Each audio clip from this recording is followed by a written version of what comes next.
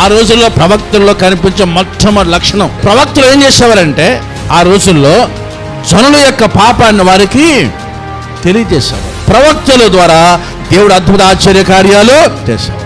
నీలో ఎన్ని లోపాలున్నా పాపాలను ఈరోజు ప్రవక్తలు చెప్పరు. నీకు అది జరుగుతుంది, ఇది జరుగుతుంది, అది ఎత్తాడు, ఇది ఎత్తాడు, అది ఎత్తాడు చెప్తారు. ప్రవక్తలు ఏం చేసేవారంటే ప్రత్యేకమైన వర్తమానాన్ని దేవుని యొద్దకు తీసుకొచ్చి ప్రజలకు తెలియజేసేవారు.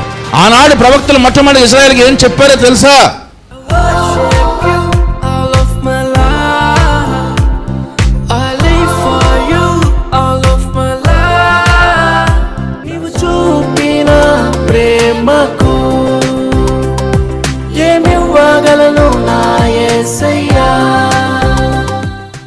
ప్రవక్తలు ఏం చేసేవారంటే ప్రత్యేకమైన వర్తమానాన్ని దేవుని యొద్దకు తీసుకొచ్చి ప్రజలకు తెలియజేసేవారు. ప్రవక్తల ద్వారా దేవుడు అద్భుత ఆశ్చర్య కార్యాలు చేసేవాడు.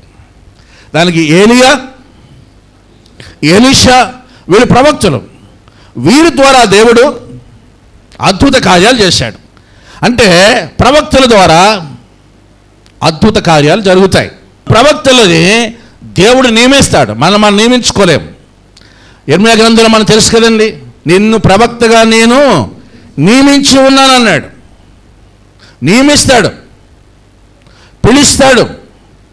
ఆ యొక్క పనిని దేవుడు వారికి అప్పగిస్తాడు. ప్రవక్తలు చేసే ఇంకో ముఖ్యమైన పని, ప్రవక్తలు ఎక్కువగా దేవుని పక్షంగా ప్రజలతో మాట్లాడతారు. దేవుని పక్షంగా ప్రజలతో మాట్లాడతారు.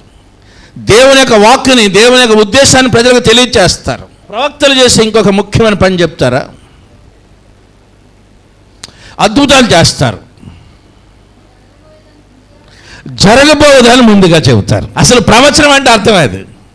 ప్రవచనం ప్రొఫెసీ అంటే అర్థం ఏంటంటే జరగబోయేదాన్ని ముందుగా తెలియచేస్తారు. ఎలీయా జరగబోయేదాన్ని ముందుగా చెప్పాడు. ఇర్మీయా జరగబోయే సంఘటనలు ముందుగా చెప్పాడు. యెషయా జరగబోయేదాన్ని ముందుగా చెప్పాడు. ప్రవక్తలు దాన్ని తెలియజేస్తారు. చూడండి, యోహాను సువార్త 4:19. అప్పుడు ఆ స్త్రీ, అయ్యా నీవు ప్రవక్తవని గ్రహించుచున్నాను. ప్రవక్తవని ఎలా గ్రహించింది? ఆ రోజుల్లో ప్రవక్తల్లో కనిపించే మొట్టమొదటి లక్షణం అదే. ఎప్పుడు ప్రవక్తవని గ్రహిస్తున్నాను అన్నదంటే, మీరు చదవండి, నీకు 5 పెనిమిట్లు ఉండిరి, ఇప్పుడున్నవాడు నీ పెనిమిటి కాదన్నాడు. అలాగనగానే అయ్యా నువ్వు ప్రవక్తమని గ్రహిస్తున్నాను అంటే అర్థం ఏంటి? ప్రవక్త అయితేనే చెప్పగలడు. అంటే ప్రవక్తలు ఏం చేసేవారంటే ఆ రోజుల్లో జనుల యొక్క పాపాన్ని వారికి తెలియజేసేవాడు.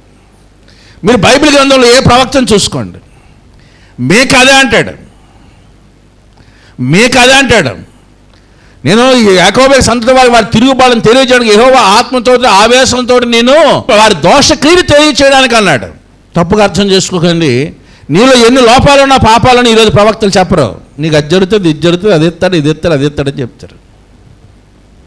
అసలు ప్రవక్త ఫస్ట్ చెప్పవలసింది ఏంటో తెలుసా? ఆనాడు ప్రవక్తలు మొట్టమొదటి ఇశ్రాయేలుకి ఏం చెప్పారో తెలుసా?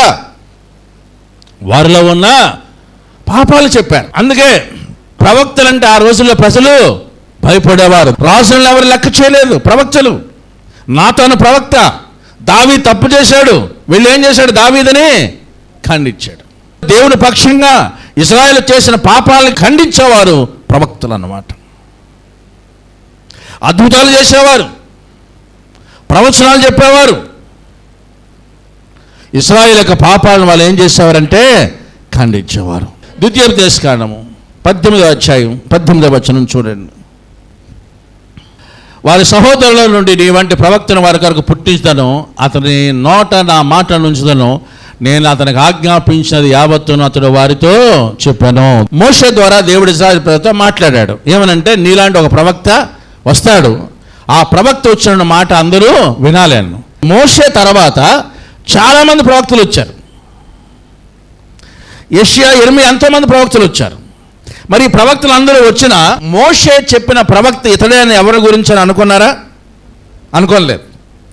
అంటే యెషయా, ఇర్మీయా, యెహెజ్కేలు అనే ప్రవక్తలు వచ్చినా మోషే ద్వారా చెప్పబడినటువంటి ప్రవక్త ఇంకా వస్తాడని ఇశ్రాయేలు ప్రజలు ఎదురు చూసేవారు.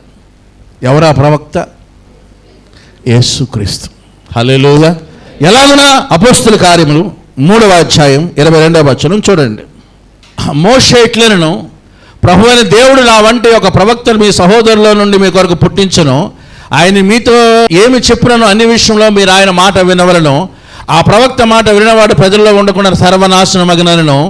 ఇక్కడ సువార్త చేస్తూ మోషే చెప్పిన ఆ వాక్యంను జ్ఞాపకం చేస్తూ ఆ వాక్యాన్ని ఎవరికి అన్వయిస్తున్నాడంటే ప్రభువైన యేసుక్రీస్తుకి. అంటే ఆ ప్రవక్త ఎవరండి? యేసుక్రీస్తు.